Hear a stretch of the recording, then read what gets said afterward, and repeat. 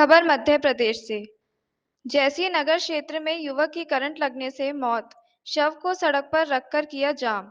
सागर जिला के विकास खंड जैसी नगर में दोपहर लगभग 12 बजे ग्राम पडरई में रामप्रसाद अहिरवार के छोटे भाई शोभाराम अहिरवार को करंट लग जाने के कारण मौत हो गई। वह अपने खेतों में खाद डाल रहे थे।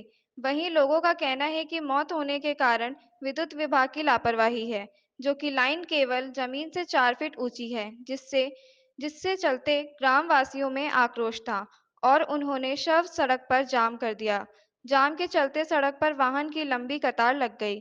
मौके पर पहुंचे जिला पंचायत अध्यक्ष हीरा सिंह राजपूत मौके पर पहुंचे और सभी ग्रामवासियों के साथ पीड़ित परिवार के परिजनों से मिलकर खेद व्यक्त करते हुए उन्होंने कहा कि जो हो गया है वह वापस तो नहीं आ सकता, पर हम और मंत्री गोविंद सिंह राजपूत पूरी भाजपा सरकार आपके साथ है।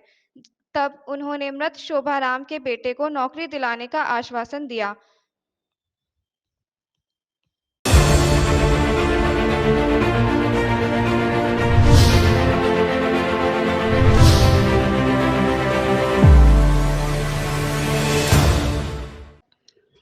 खबर झालावाड़ से, जहां संदिग्ध हालत में डूबकर हुई युवती की मौत के मामले में आज कश्यप समाज के साथ शहर के सर्व समाज के प्रतिनिधियों ने दिया ज्ञापन।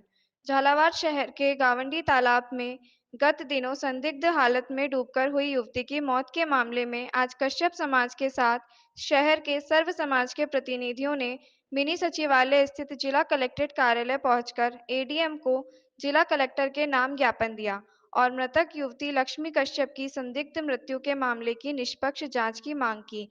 सारे मामले में मृतक युवती लक्ष्मी कश्यप के पिता और अन्य समाज सेवियों ने बताया कि गत 8 जुलाई को शहर के गावड़ी तालाब में युवती लक्ष्मी कश्यप का संदिग्ध हालत में शव मिला था। मृतक युवती की लाश को देखकर लग रहा था कि उसकी यह सामान्य मृत्यु नहीं है, ना ही उसने आत्महत्या की है। परिजनों को सारे घटनाक्रम में युवती की हत्या की आशंका है। ऐसे में परिजनों और सर्व समाज के प्रतिनिधियों ने प्रशासन से मांग की है कि मृतक युवती के अपने घर से तालाब तक पहुंचने के पूरे रास्ते के सीसीटीवी फुटेज, उसकी पोस्टमार्टम रिपोर्ट सहित सोशल मीडिया अकाउंट और कॉल डिटेल की विस्तृत जांच की जाए, जिससे इस घटनाक्रम का पूरा खुलासा हो सके। तो साथ ही यदि युवती की किसी ने साजिश रचकर हत्या की है, तो उसका भी पर्दाफाश होना चाहिए। अब मामला विगत 8 तारीख को कश्यप समाज की एक बच्ची का शव मिलता है गावड़ी के तालाब में, जिसको लेके आज ज्ञापन है। सर्व समाज झालावाड़ के सर्व समाज के तरफ से आज ज्ञापन दिया जा रहा है। अगर ये हत्या है तो तुरंत दोषी पकड़ाई में आए। अगर आत्महत्या भी है तो आत्महत्याओं के कारणों का भी पता चलाया जाए, ताकि आने वाले भविष्य में किसी भी समाज की बच्ची के साथ इस तरह का कदम उठाने को मजबूर नहीं। आप कह रहे हो हत्या है, तो इसका कैसे जानकारी मिली आपको? सबसे पहले तो अगर किसी को आत्महत्या करनी होती तो घर में आत्महत्या कर सकता था, वो अपने 5 किलोमीटर दूर आत्महत्या करने नहीं जाएगा। दूसरा मुद्दा, किसी को अगर आत्महत्या करनी रहेगी तो रात में वो बैग लेके नहीं जाएगा। ऐसे बहुत सारे कारण हैं जो सामने आ रहे हैं। मोबाइल के सिम निकाल के वो लेके गई है। अगर आत्महत्या करनी होती तो मोबाइल का क्या काम था? तो किसी पे शक किया सुबह? और दूसरी बात, जो उसकी डेड बॉडी, अब हम सब जानते हैं कि 24 घंटे के अंतराल में कोई डेड बॉडी अगर डूब के मरते तो ऊपर नहीं आती है, उसके 2 से 3 घंटे में डेड बॉडी तैर के ऊपर आती है। किसी पे शक वगैरह या कोई बात शक तो जी, यहाँ क्या लेना है? यहाँ अपनी लड़के की 8 तारीख को जो लाश मिली ना गावड़ी तालाब में, हाँ, तो उस संबंध में ज्ञापन देने आए। क्या है ज्ञापन में, क्या मांग कर रहे हो? ज्ञापन में ये है कि उसको न्याय मिलना चाहिए। किस तरह का है? मतलब कोई पकड़ने में आता है तो उसको, हमारा तो ये है कि उसको मार के फेंका है। अच्छा, भाई आपका कहना है कि उसको मार के फेंका, किस पे शक है और क्यों फेंका? क्या लगा आपको कि यार किसको मार के? यही पता नहीं है। कोई ऐसी बात हुई हो घर में? नहीं, किसी तरह की कोई बात नहीं। किसी पे शक है आपको?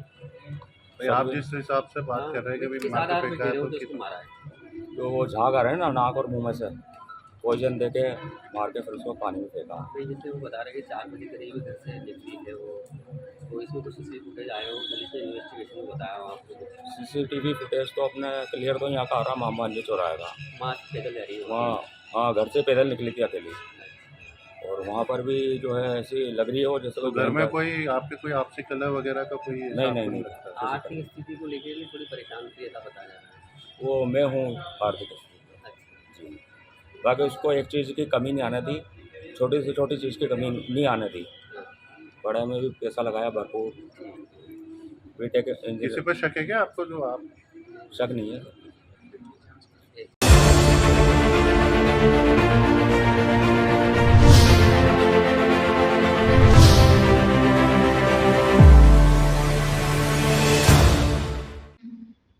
खबर झालावाड़ से, जहां सफाई कर्मचारी आयोग सत्यनारायण भूमलिया 2 दिवसीय झालावाड़ जिले के दौर। राजस्थान राज्य सफाई कर्मचारी आयोग के सदस्य सत्यनारायण भूमलिया 2 दिवसीय झालावाड़ जिले के दौरे पर हैं। इस दौरान उन्होंने आज झालावाड़ नगर परिषद कार्यालय पहुंचकर नगर परिषद के अधिकारियों, कर्मचारियों और सफाई कर्मचारियों के साथ एक बैठक की, जिसमें वाल्मीकि समाज के प्रतिनिधियों के साथ बातचीत कर सफाई कर्मचारियों के भी अभाव अभियोग सुने। इस दौरान उन्होंने नगर परिषद के आयुक्त समेत अन्य कर्मचारियों से सफाई कर्मचारियों की समस्याओं के 1 सप्ताह में समाधान करने के भी निर्देश दिए। सारे मामले में जानकारी देते हुए राजस्थान राज्य सफाई कर्मचारी आयोग के सदस्य सत्यनारायण भूमलिया ने बताया कि वे सरकार की फ्लैगशिप योजनाओं की जानकारी देने के साथ ही प्रदेश के नगरीय निकायों में कार्यरत सफाई कर्मचारियों की समस्याओं की जानकारी लेने और उसका फीडबैक सरकार तक पहुंचाने के उद्देश्य से दौरा कर रहे हैं।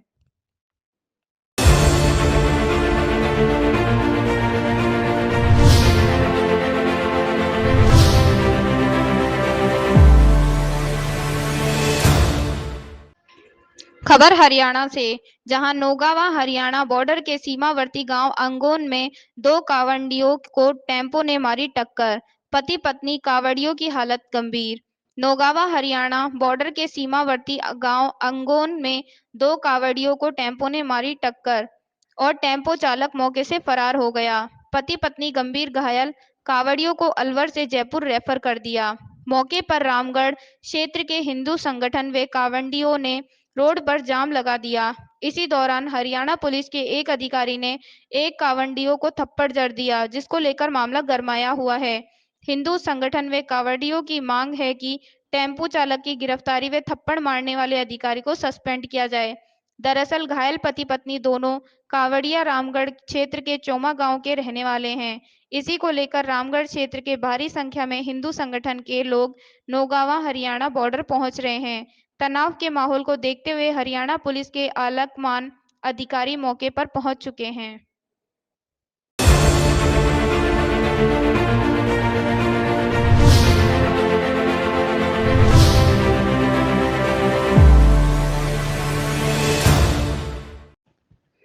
खबर मध्य प्रदेश से, जहां पटवारी परीक्षा में भर्ती फर्जीवाड़ा के विरोध में सैकड़ों छात्र छात्राओं ने सीबीआई जांच की मांग को लेकर दिया ज्ञापन।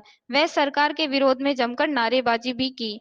मध्य प्रदेश में ग्रुप 2 सब ग्रुप 4 पटवारी परीक्षा हुई और इसके नतीजे आए। इन नतीजों को लेकर बड़ा विवाद हो गया। परीक्षा परिणाम में हुई धांधली को लेकर धार में सुबह 11 बजे से सैकड़ों की संख्या में छात्रों ने रैली निकालकर दिया ज्ञापन। यहां पर पटवारी परीक्षा में हुआ घोटालों के विरोध में इकट्ठा हुए जोर जोर से सरकार के खिलाफ नारे भी लगाए और परीक्षा में गड़बड़ करने वालों के खिलाफ बड़ी कार्रवाई की मांग की। घोटाला जिस प्रकार से परीक्षा परिणाम में टॉप 10 में से 7 छात्रों का परीक्षा केंद्र एनआरआई कॉलेज ग्वालियर से है। 9,000 अभ्यर्थियों में से अधिकतर चयनित अभ्यर्थियों का परीक्षा केंद्र एनआरआई कॉलेज ग्वालियर था, जिसमें ज्यादातर टॉपर के हस्ताक्षर हिंदी में हैं। एक ही परीक्षा केंद्र से इतने टॉपर का आना घोटाला होने की ओर ध्यान केंद्रित कर रहा है। त्रिमूर्ति चौराहा पर प्रदर्शन के दौरान नारेबाजी लगाते हुए छात्र। दिलचस्प की बात तो यह है कि संयुक्त परीक्षा केंद्र के इतने कठिन पेपर में अन्य परीक्षा केंद्रों के अभ्यर्थी जहां 140 नंबर नहीं ला पाए, वहीं कथित तौर पर एनआरआई कॉलेज ग्वालियर के इस केंद्र के अभ्यर्थी ने 180 तक अंक हासिल किए हैं। तमाम तरह के स्क्रीनशॉट और छात्रों के रिजल्ट सोशल मीडिया पर आ रहे हैं, जिनमें अभ्यर्थियों के 160 से अधिक अंक प्राप्त किए हैं। ये सभी अभ्यर्थी एनआरआई कॉलेज ग्वालियर के एक ही परीक्षा केंद्र में परीक्षा देने पहुंचे थे। मध्य प्रदेश कर्मचारी चयन मंडल से इससे पहले कई प्रकार की गड़बड़ियां सामने आई हैं, जैसे कृषि विस्तार, शिक्षा विस्तार, कांस्टेबल भर्ती एवं अभी हाल में हुई परिवार भर्ती। इनमें पूर्ण भ्रष्टाचार हुआ है। कभी सर्वर डाउन होना, गलत प्रश्न, गलत रिजल्ट जारी करना, त्रुटियां कर्मचारी चयन मंडल करता आ रहा है, परंतु सरकार इस ओर पूर्ण ध्यान नहीं दिया है। ऐसी स्थिति में मध्य प्रदेश के लाखों बेरोजगार युवाओं के साथ मध्य प्रदेश चयन आयोग खिलवाड़ कर रहा है। 7 दिन का समय दिया, अगर जांच नहीं हुई तो भोपाल में करेंगे आंदोलन।